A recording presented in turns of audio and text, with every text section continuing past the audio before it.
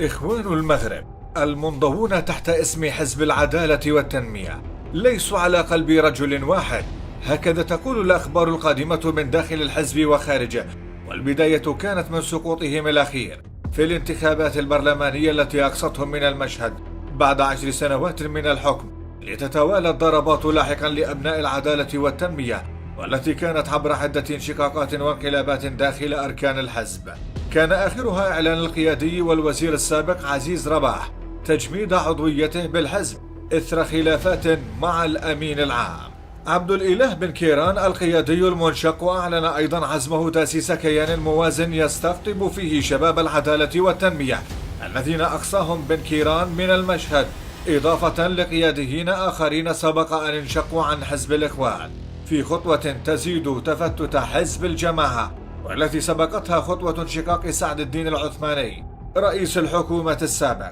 وأبرز قيادات العدالة والتنمية، والذي توارى عن المشهد واكتفى بممارسة نشاطه الشخصي. آخرون كثيرون قفزوا من مركب حزب الإخوان عقب غرقه في الانتخابات الأخيرة وهزيمته الكبرى فيها، وهذا يفسر ما يقوم به الأمين العام للحزب عبد الإله بن كيران من فتح جبهات ومعارك جانبية مع أحزاب أخرى فاعلة على الساحة المغربية، حيث يسعى لإخفاء تصدعات حزبه وتشققاته الداخلية فيما يشبه الرقصة الأخيرة قبل إعلان موت الحزب وفكرته في المغرب، كما حصل في بلدان